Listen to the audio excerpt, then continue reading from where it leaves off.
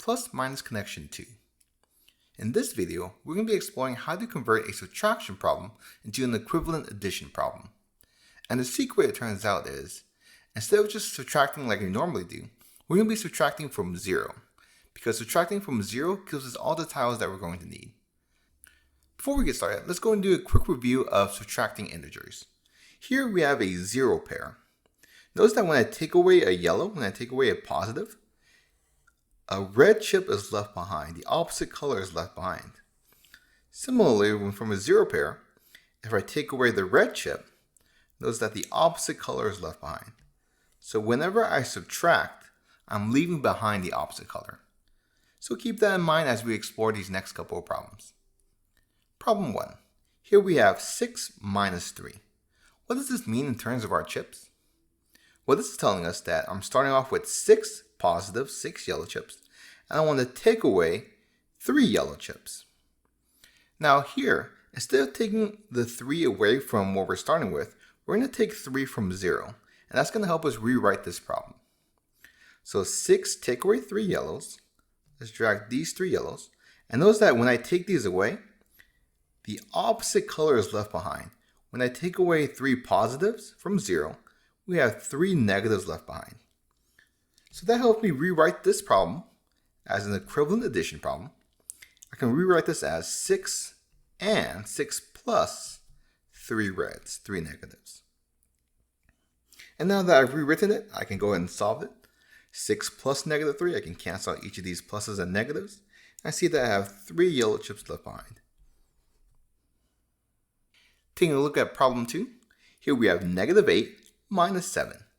What is this problem asking us in terms of the chips? Negative 8 means we're starting off with 8 red chips, and take away 7 means I want to take away 7 positives, 7 yellow chips. Notice that here from 0, if I take away 7 positives, notice what's left behind.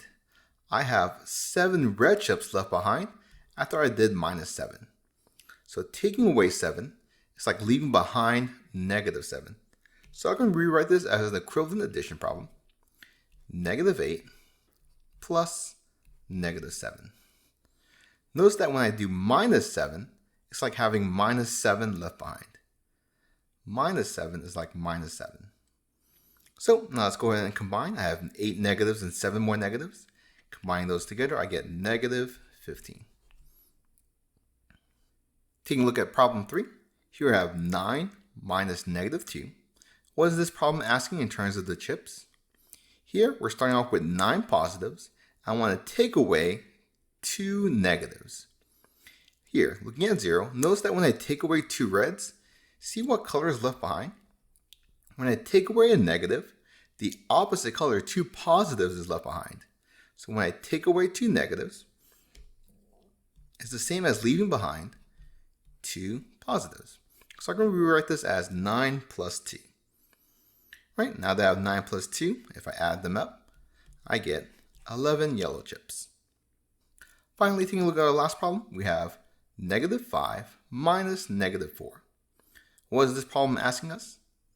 We're starting off with negative 5 red chips, and I want to take away 4 red chips. So let's go ahead and take away 4 red chips.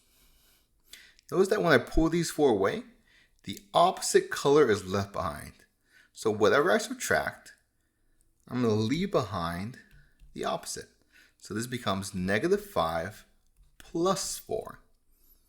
As I remove one color, the opposite of red, 4 positives are left behind. And now with this, I can go ahead and cancel these out and see that my final answer is going to be negative 1.